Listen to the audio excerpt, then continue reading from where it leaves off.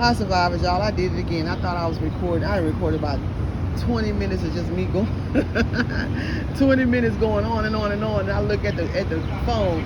There's nothing recording.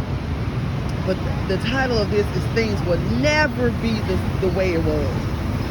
Never ever. If y'all think it's gonna go back to normal, they got you.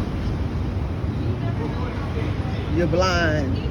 Just like the rest of these people running down there doing whatever these people tell them what to do, listening to whatever these people saying on this news, all this lies and propaganda.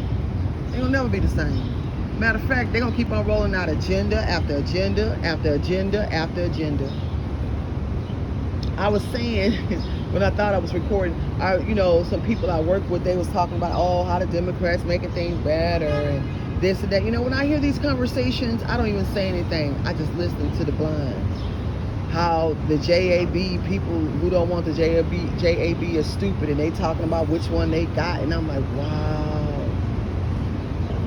These are the times we living in. It's like they can't see right before their eyes what's really going on. I had a friend of mine telling me, he said, "Are you staying healthy?" I said, "Of course." He said, "Did you take the JAB?" Well, he said, the VACCINE word. And I just said, yeah. And I'm not known to be a liar like that. I was like, yeah, I'm not going into no argument. I'm not debating. I'm not getting an aneurysm, a heart attack, a stroke, arguing with these people out here. Oh, if everybody just go out there and get the JAB, that's going to make it better. Basically, we already have herd immunity. That's why the cases were dropping. Over a year, everybody either you've been exposed to it or been around somebody else who have it, or a lot of us are just, a lot of us, our immune systems are built by the grace of God to, either you just have it in that DNA or you take very good care of yourself. And then, we have some of the people, like the elderly people, that were very vulnerable, because they have a weak immune system and they have all these pre-existing conditions, and you have other people who are young adults the same way. But most of the people did not get that. So why everybody got to go down there and get that JAB?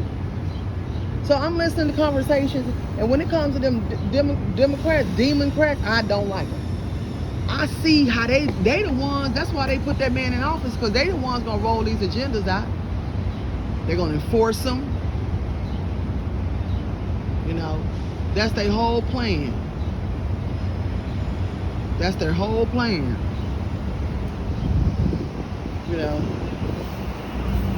Things not going back to normal, y'all.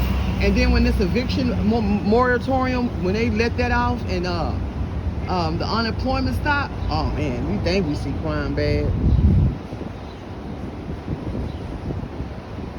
The best thing to do is be self-sufficient.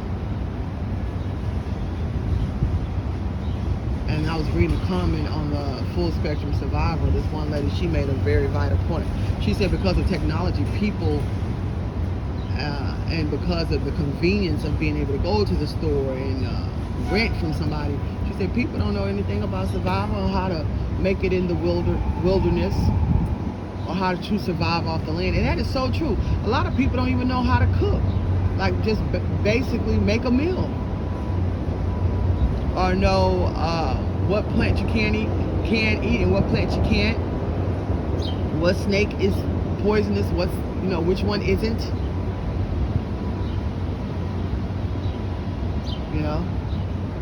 We're so far-fetched from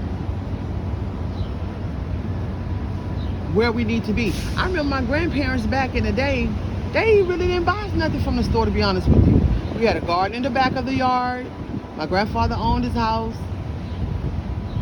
owned property in the country, because that's where they grew up. Well, they were ex-slaves, but they survived and they were smart. My grandmother used to make a lye soap. I don't know if y'all remember lye soap. If you remember lye soap, comment in the section. She used to make a lye soap. With that lye soap, she would wash her clothes with that, and we would bathe with it. It didn't smell all that good, but it don't smell like Iron Spring or nothing like that, but it got the job done. I remember my grandfather never did take us to the doctor or dentist.